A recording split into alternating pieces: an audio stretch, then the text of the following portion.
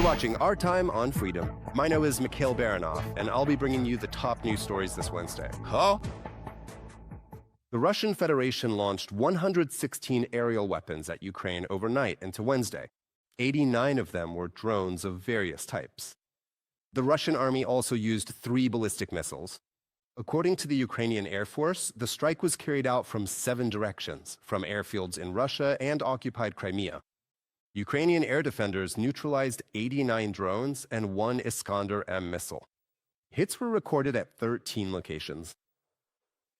Kharkiv in the region once again came under attack from the Russian army. 8 civilians were injured. Among them are 2 children, an 11-year-old boy and a 16-year-old girl. This was reported by the head of the Regional Military Administration, Oleg Sinegubov. He said that the Russians attacked the region with drones and aerial bombs. Residential buildings and civilian infrastructure were damaged and destroyed. Kryvyi Rih in the Dnipropetrovsk region was hit by a massive drone attack last night. An infrastructure facility was struck. More than 45,000 customers lost power, and over 700 homes were cut off from heating. The situation in the city has already stabilized, but emergency power outages are in effect. Public transportation, hospitals, and social institutions in Kryvyi Rih are operating.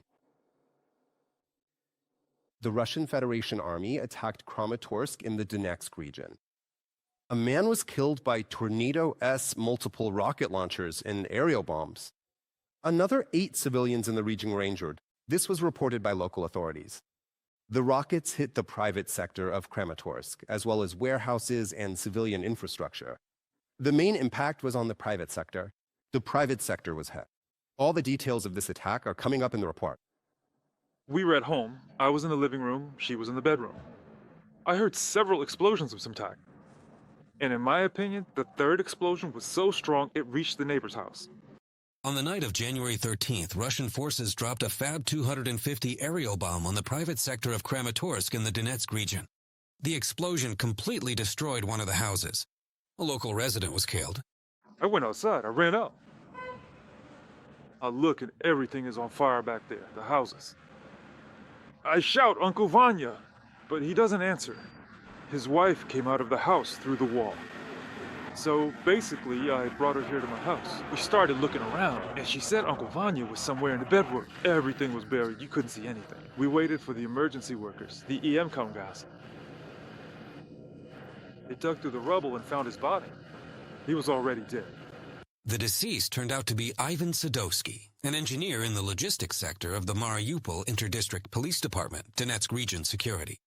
In addition to his police service, he took part in the cleanup of the Chernobyl nuclear disaster. The man had been retired for several years already. He was a wonderful person. I always enjoyed talking with him. Such a shame. Scene of the strike, the relatives and friends of the deceased arrived. They're helping to clear the rubble and move whatever belongings survived. He also says if anything happens, we'll leave. We'll leave. But maybe things will work out. Well, just like us. We're staying until the very end, and you really want your own home, especially if you spent 20 years building something. You put something into it, invested your health, wore yourself out. Who wants to leave? You just want there to be peace. Besides Kramatorsk, another 10 settlements in the region were hit over the past day. A total of 8 people were injured in the region. Dmitro Lushko from Donetsk region for Freedom TV Chow. Russia's targeted strikes on energy facilities and civilians in Ukraine should push partners to increase both military and diplomatic support for Kyiv. This was stated by President Volodymyr Zelenskyy. He emphasized that on Wednesday night, the Russian army once again attacked the energy sector in 5 regions of the country. Right now, our top priority is strengthening our air defense. Missiles for the systems first and foremost. Partner contributions to the Pearl program are needed. We also need support from stockpiles in Europe. Faster implementation of agreements with America is also necessary. It is very important right now to strengthen our soldiers. If we can counter these Russian attacks 100%, there will be no more terror from Putin. There would be no point. Right now, this is their advantage, and this is exactly what Russia is betting on. We must deprive them of this. This could work and force Russia to stop the killings and move toward peace. Volodymyr Zelenskyy, President of Ukraine, on Telegram. The General Staff of the Armed Forces of Ukraine counted 141 combat clashes in the past 24 hours. The Russian army tried to advance in 10 directions. The most active assaults took place in the Pokrovsk sector of the front. The Ukrainian Armed Forces repelled 39 Russian aggressor. Another 26 enemy assaults were stopped at the Huliapol bridgehead and 13 at the Kostiantinovka bridgehead. In addition, the occupying forces tried 11 times to break into Ukrainian defenses in the Lyman direction.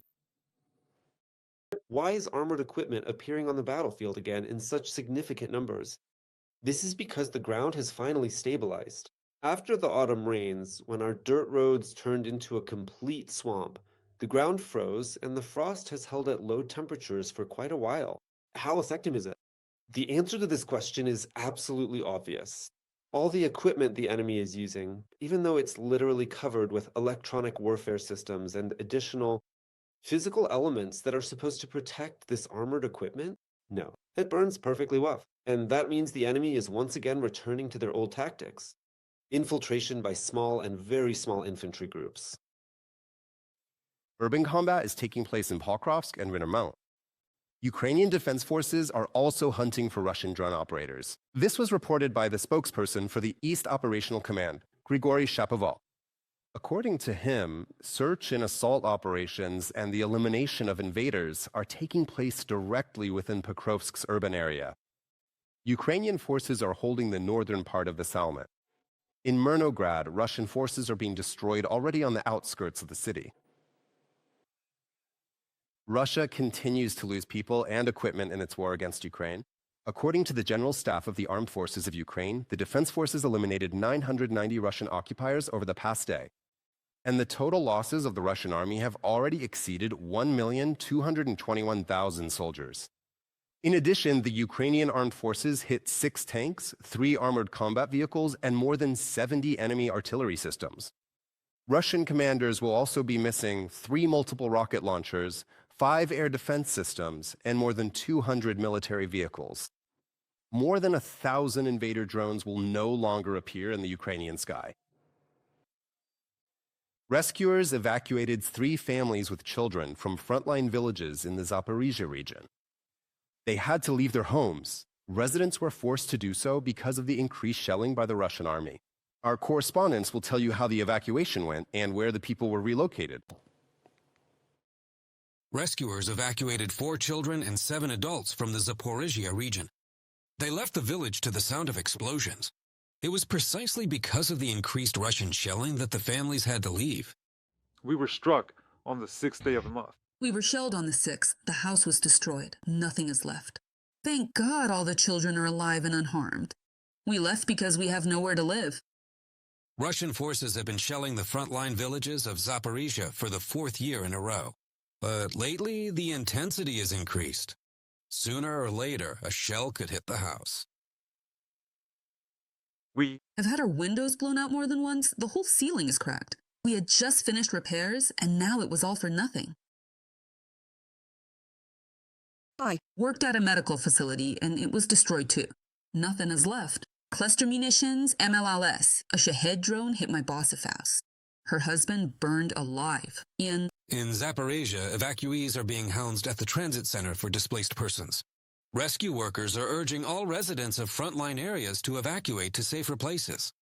We are ready to evacuate anyone who asks for help, says an officer of the State Emergency Service of Ukraine, Yuri Helenko. Sometimes it happens that we come to a village for one family, and other residents come out onto the street and ask us to take them too. Like today, for example. They asked us after we evacuate some people to come back for another family. Last year, more than 150,000 residents have been evacuated from frontline settlements in the region, including 18,000 children. At the beginning of January this year, the Regional Military Administration decided on mandatory evacuation of families with children from frontline areas. Oli Pertikin, Boris Yakovenko from Zaporizhzhia for Freedom TV channel.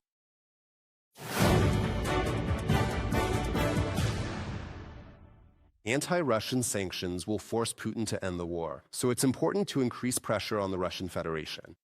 Ukrainian President Volodymyr Zelenskyy stated this during a conversation with U.S. Senators Lindsey Graham and Richard Blumenthal. The head of the Ukrainian state emphasized that the dialogue was constructive and the parties will continue negotiations in the near future. It is important to maximize all possible forms of pressure in order to finally force the Russians to end this war. We discussed the current status of the Senator's sanctions bill, which could significantly impact Russia's position and those who are helping it in this war. Volodymyr Zelenskyy, President of Ukraine, on Telegram. The 20th package of EU sanctions against Russia will be ready as early as February. This was stated by the head of European diplomacy, Kaja Kallas, during a press conference with German Defense Minister Boris Pistorius. She emphasized that there is currently an intense diplomatic push for peace. However, according to Kallas, the Kremlin is not interested in it. Putin will only take negotiations seriously if he is forced to. The EU's High Representative also added that the ambitions of the Russian Federation go beyond Ukraine, so European countries need to further strengthen their defenses. President Trump isn't the only one who hates war. Ukrainians do too. So do we all. But as we see, time and again, this diplomatic push remains completely one-sided. Every week, Russian missiles plunge Ukrainian cities into darkness, destruction, and death. This is Russia's response to diplomacy. The bitter reality is that this war could go on for a long time unless we collectively put more pressure on Russia to make it stop. Estonian Finance Minister Jürgen Ligi has called on European governments to do everything they can to fund Ukraine, despite the budget problems some countries are facing. He also noted that there is still hope to use the Russian assets frozen in the EU to...